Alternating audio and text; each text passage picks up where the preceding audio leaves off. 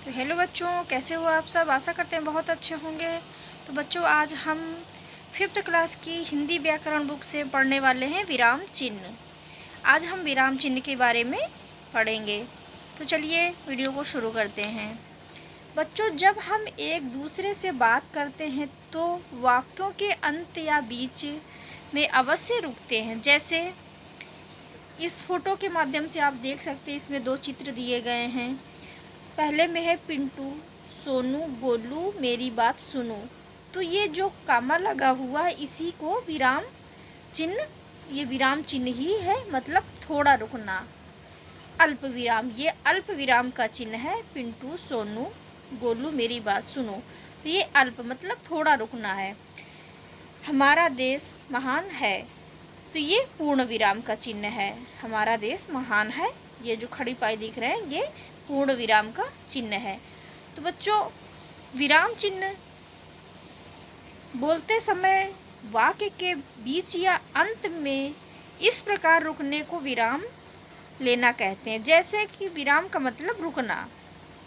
जिस प्रकार मौखिक भाषा में हम रुक कर विराम लेते हैं, उसी प्रकार लिखित भाषा में वाक्य के अर्थ को स्पष्ट करने के लिए कुछ विशेष चिन्हों का प्रयोग किया जाता है। जैसे विराम चिन्ह, जिन्हें हम क्या कहते हैं, विराम चिन्ह कहते हैं।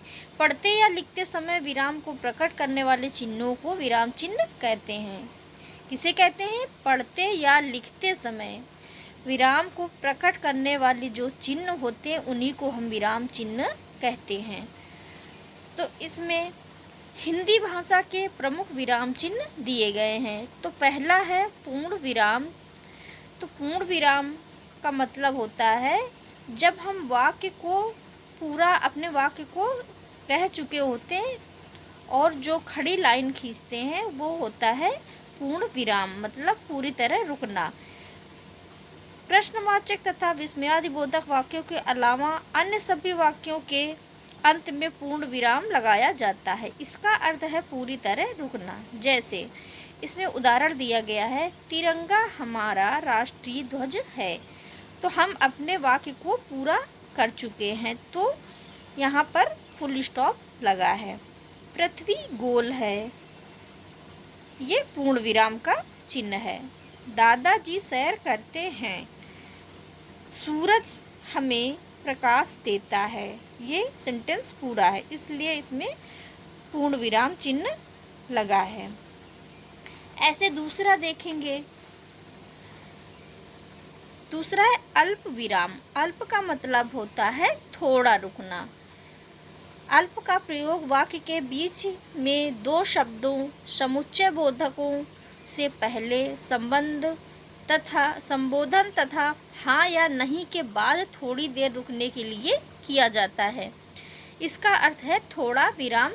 जैसे मतलब थोड़ा रुकना। इसमें उदाहरण दिया गया है, जैसे बगीचे में गुलाब कामा दिया हुआ, चमेली, गेंदा और कमल खिले हैं। तो ये बीच में जो कामा लगा है इसको कहते हैं अल्प विराम, मतलब थोड़ा रुकना। दूसरा उदाहरण है, नमन बीमार है इसलिए वह विद्यालय नहीं गया। तो ये हुआ अल्प विराम। अब हम तीसरा देखेंगे, प्रश्नवाचक चिन्ह। जब हम किसी से कोई प्रश्नवाचक चिन्ह प्रश्न करते हैं तो अंत में क्या लगाते हैं? प्रश्नवाचक चिन्ह लगाया जाता है। तो जिस वाक्य में क्या, कौन, कहाँ आदि शब्दों के प्रयोग द्वारा प्रश्न पूछा जाता है उसके अंत में प्रश्नवाचक चिन्ह लगाया जाता है। जैसे इसमें उदाहरण दिया गया, माँ कहाँ गई है, क्वेश्चन कर रहा है, माँ कहाँ गई है, क्वेश्चन मार्क लगा हुआ है। दूसरे में है, श्रुति के साथ कौन खड़ा है, यहाँ भी प्रश्नवाचक चिन्ह लगा है, इसमें प्रश्न पूछा जा रहा है।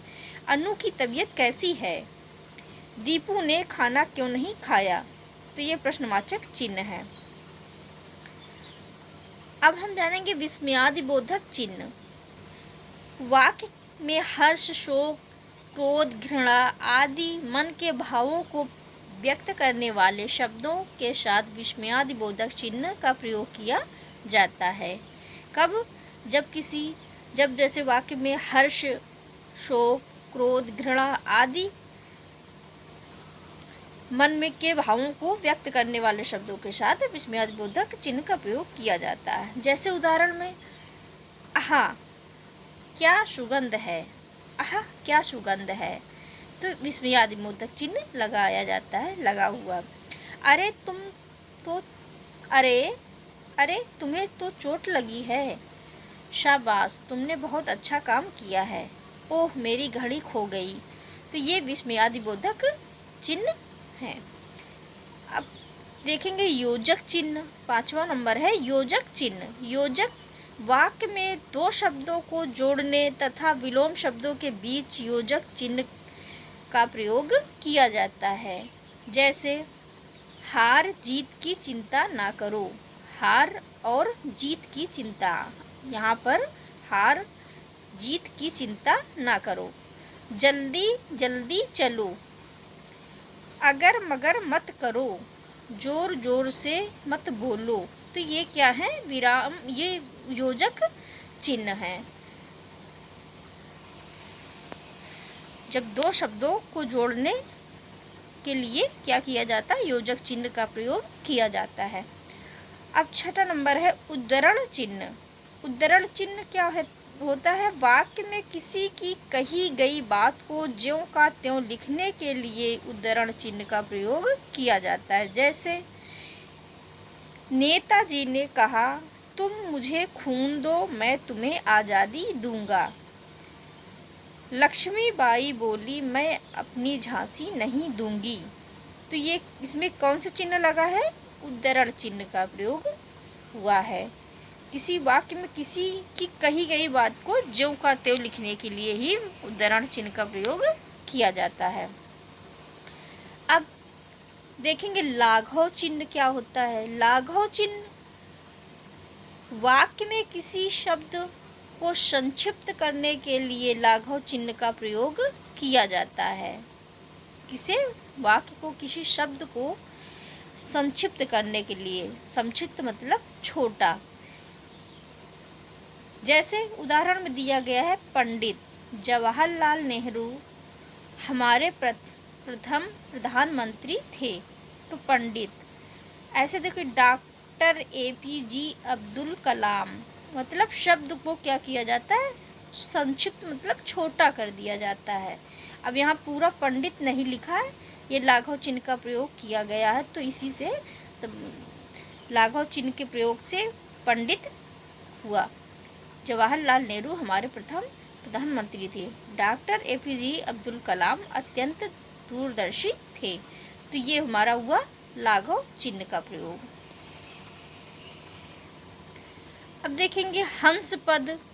हंस पद क्या होता है, वाक्य के बीच में किसी छूटे हुए शब्द को लिखने के लिए हंस पद का प्रयोग किया जाता है। वाक्य के बीच में जैसे कोई शब्द छूट जाए तो उसको लिखने के लिए इस हंस पद सिंबल का प्रयोग किया जाता है। जैसे कि उदाहरण में दिया गया मोर हमारा, यहाँ लिख दिया गया है पक्षी है, तो यहाँ लाघव चिन्ह लगा करके हम ऊपर लिख देंगे राष्ट्रीय, तो हमारा पूरा सेंटेंस बन जाएगा मोर हमारा राष्ट्रीय पक्षी है। ऐसे दूसरा रोहित मेरा मित्र है, तो यहाँ भी लाघव चिन्ह का प्रयोग किया है, तो रोहित मेरा प्रिय मित्र है। बीच में अगर हम भूल जाते हैं कोई शब्द लिखना, तो लाघव चिन्ह लगाकर ऊपर हम उस शब्द को पूरा कर देते हैं। शिखा मेरी प्रिय सहेली है। ऐसे चौथा उदाहरण, दिव्या ने नाना जी को पत्र लिखा, तो पत्र लाघव चिन्ह लगा दिया और ऊपर पत्र लिख दिया, तो सेंटेंस पूरा बन गया। एक बार फिर देख लेते हैं। पढ़ते या लिखते समय विराम को प्रकट करने वाले चिन्हों को विराम चिन्ह कहते हैं।